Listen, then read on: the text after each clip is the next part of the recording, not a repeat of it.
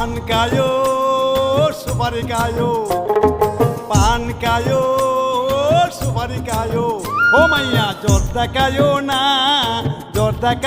না যতনে রাখিও সখী বুইলা হ্যালো, আসসালামু আলাইকুম। আসলে সবাই ভালো আছেন, আমি ভালো আছি। আবার চলে আসলাম নতুন একটা ব্লগ নিয়ে। এবারে ব্লগটা হলো গ্রামে, আমার গ্রামের বাড়ি। ব্লগটা হলো আমার গ্রামের বাড়ি। গ্রামের রাস্তাগুলো দেখতে যেমন সুন্দর, মনটা জোড়ায় যায়। প্রতি সপ্তাহ তো মাসে একবার গ্রামে আসলে আমার মনটা জোড়ায় যায়। চারমুখে গাছ গাছালি সব। আমি আমার মেয়েকে নিয়ে গ্রামে এসেছি, তাই চিন্তিত আছি। মেয়ে তো অনেক খুশি, আমার ছোটো বোন অনেক সরম পায়, তার জন্য মুখে হাত দিয়ে রাখছে। আর সবসময় হাসে, আমি ভিডিও করি, আমার দিকে দেখে হাসছে। চারমুখে ভিডিও করতে আসছে, আমার দিকে সবাই তাকায় আছে। আর মুখ দিয়ে কথা বলতে পারতেছিলাম না, তার জন্য সরি, কে আছে না আছে তা আপনার থেকে দেখাইতে পারতেছি না। আর গ্রামের রাস্তা দেখতে যেমন সুন্দর, স্কুল ঘাট, রাস্তা, চারমুখে গাছ গাছালি, পুকুর ঘাট সব ইত্যাদি সব কিছুই আছে। এখানে মাছ চাষ করা হয়, সব কিছু এভরিথিং থেকে সব সুরিকার সব কিছু আছে।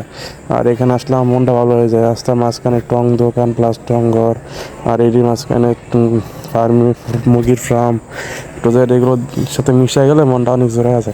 আর আপনারা যারা আসবেন অবশ্যই তো বুঝতেই পারতেছেন। তো আমি চলে আসলাম আমাদের গ্রামের বাড়ির পাশে।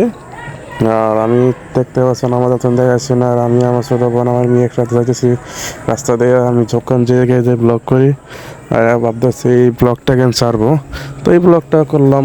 আর আপনারা দেখেন গাছ সোনালির ফসল এখনও ধান ছাড়ে নাই।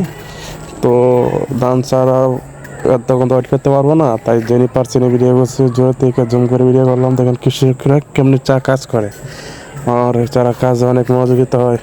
তো আমার বাড়ির বাসার সামনে হাঁসগুলো করে খাইতেছিল। আর পোকটা দেখতে পাচ্ছেন, পেঁপে গাছে পেঁপে, কলা গাছ, কলা, মানে এখানে পুরা ওজনের জিনিস পাবেন। গ্রাম অঞ্চলে যে খাওয়া দাওয়া যারা করে আমি দেখছি, তারপর বয়স প্রচুর 80+, তারাও কিন্তু মাঠে কাজ করতেছে। আর ঢাকা শহরে যারা বয়স 50+, 55-60 হয়েছে, সাথে সাথে ঘরে বেড়ে যায়। তার অনুযায়ী কি ঢাকার মানুষ কিন্তু সবসময় ফরমালিন খায়, আর গ্রামের লোক সবসময় টাটকা খায়, তার জন্য শক্তিশালী। আর এখানে দেখতে আছেন আমার সব কিছুই ভালো লাগে। আমি ছাদে উঠতে আছি, ছাদ থেকে দেখাবো আপনাদেরকে আমাদের বাসার কত কি ভিউ, আর কত সুন্দর আমার এই ছাদের উপরে দেখে সব দেখতে পাচ্ছেন। চারমুখ দিয়ে গাছ গাছালি, চারমুখ দিয়ে ফসল, বাড়ির পাশে আপনার পেঁপে গাছ থেকে শুরু করে সব। আমার পিছনে সব ফসল, চারমুখী ধান গাছ, বিঘে ধান লাগিয়ে রাখছে।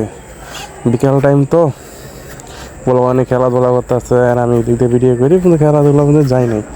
তাই আমি ভিডিও করে অনেক দূর থেকে জুম করে দেখেন মানুষের কত কষ্ট করতেছে। তাও দিনের রোদ্রে প্রচুর রোদ ছিল, কিন্তু বিকেল টাইমে তো বিকেলে রোদের মধ্যে কিন্তু কাজকাম করতে আছে, তার ফসল ভালো ভালো লাগে কন্টিনিউ হতেছে। আর বাড়ির সাথেই পেঁপে গাছটা, এই পেঁপে গাছটা দেখতে আমার প্রচুর ভালো লাগে।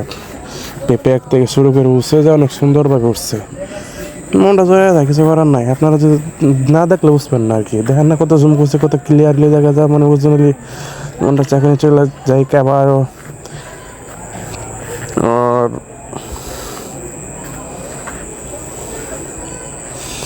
বিকেল টাইমে সাথে একটু হাঁটতেছে আর কি, গরম। ক্যামেরাটা এক জায়গায় রাখছে, আমার ক্যামেরাম্যান নাই, তো আমি একলা ক্যামেরাম্যান। আমি ছোটো ইউটিউবার, গরিব ইউটিউবার, তার জন্য আমার ক্যামেরাম্যান নাই। এই ক্যামেরা এক জায়গায় রাখি নিজের ব্লগ নিজেই করতেছি, আর নিজে হ্যান্ড এডিটিং করে ব্লগ করি, আর একলা ব্লগ করি। আমার সাথে কেউ থাকে না, আমার সাথে কেউ থাকলে হাসি ওঠে, আর প্রচুর হাসাহাসি করে, তো তার জন্য ওদের সাথে ব্লগ করতে পারি না। আর দেখেন আমার এই পেঁপে গাছগুলো প্রচুর ভালো লাগছে। বাড়ির পাশে তো পেঁপে গাছটা সুন্দরভাবে উঠছে, পেঁপেও ধরছে। I like this papaya. আমি এই জায়গাতে পেঁপে কিনে প্রায় সময় খাই, কিন্তু বেশিরভাগই তাই ফরমালিন আর অন্ধকার। আবারও চলে আসলাম পরের দিন। এই লোকটাকে দেখতে পাচ্ছেন না, ক্ষেতের মাঝখানে কিন্তু আমার নানা হয়, আমার বড় চাচার শ্বশুর, আমার নানা, তাদের বাড়ি বেড়াতে গেছিলাম। তাই আমার নানা আমাদের দেখে আবার চলে আসতেছে, আবার নানা বাড়ি বেড়ানি শেষ, তাই আমি আবার চলে যাইতেছি। যে রাস্তা দিয়ে যাইতেছি চারমুখ দিয়ে কিন্তু ফসল লাগানো, আর মাঝখান দিয়ে আমি দেখেন গরু ঘাস খায়। আর অনেকজন থেকে জুম করে ভিডিও করে দেখায় আপনাদেরকে তারা কী পরিমাণ কষ্ট করে। ওইখান বাজে মিনিমাম দুপুর 12টা, কত রোদ, করার রোদ, রোদে মানে তারা হচ্ছে কৃষিকাজ আমার মন দিয়ে রয়েছে। আর বড় লোকেরা তো এখান থেকে ধান চাল দানা থেকে চাল হয়, চাল ঘরের মধ্যে এসে নিচে ভেবে খায়, কিন্তু কত কষ্ট করে যা হয় তা তো জানে না। আর বাড়ির পোলাপান কতটা খেলাধুলা করে। আমি গ্রামীণ ছোটোবেলা আমরা যখন খেলাধুলা করতাম, দৌড়াদৌড়ি করতাম, দেখেন দৌড়াদৌড়ি করে এরা কত খুশি, আমাকে আমরা দেখে মানে হাসে। এগুলো আমাদের ইঞ্জিনিয়ার, অনেক চালাক ইঞ্জিনিয়ার। দেখেন গাড়িটা নিয়ে কেরাকিরি করবো, ইঞ্জিনিয়ারটা গাড়িটা পাইছে ঠিক করবো, নিজে নিজে ঠিক করে ইঞ্জিনিয়ারিং করবো। আর আমার মেয়ে কাঁধে উঠটা বিশ্বাস, আমার বোনটাকে সরম পাই, সরম তো পাইবই ক্যামেরার সামনে আসলে না। আমার মেয়েটা গাড়ি অতিরিক্ত আমার জ্বালায়, প্রচুর দুষ্টামি করে, এত দুষ্ট বর্তমানে যুগে মেয়েরা। আর আমার ইঞ্জিনিয়ার সব, তারে আমি আমার কাজের ইঞ্জিনিয়ারিং করার লেগে নিয়েছি। সে কীভাবে ইঞ্জিনিয়ারিং করে চাকাটা লাগাই দেখেন, যখন লাগাইতে পারবো না তখন আমার কাছে চলে যাবো। এই যে ইঞ্জিনিয়ার যখন এই যে শৈশবকালে খেলা তো আপনারা দেখছেনই না, তারপর এরা খেলে আর সাথে ইঞ্জিনিয়ারিং করতেছে, খেলাধুলা থেকে শুরু করে সব কিছুই করতেছে। আমার মনটা থেকে আমি আবার ছোটোবেলা চলে যাই, কিন্তু বড় হয়ে গেছে তো কিছু করার নাই, ছোটোবেলা চলে যাবো কেমন তাই না। সেটা অনেকক্ষণ ধরে গাড়ি টেবলটা রাখছে, ইঞ্জিনিয়ারিং করার লাগে, ইঞ্জিনিয়ারিং গাড়ির চাক্কা লাগাবার লাগে চলে যাচ্ছে গাড়ির চাক্কা নিয়ে। তো একটা ওই সাথেটা আছে না, সেটা ছোটো ভাই ইঞ্জিনিয়ার সাহেব ইঞ্জিনিয়ার কথা, তার জন্য এখন ঝগড়া লাগবো, প্রচুর ঝগড়া লাগবো। দেখেন এই যে ঝগড়া শুরু হয়েছে, ছেলেটা কি বলবো লাটটা কি বলবো জায়গায় ঢুকে লাগাতে যাবো, কিন্তু ওর নাইটে করবো।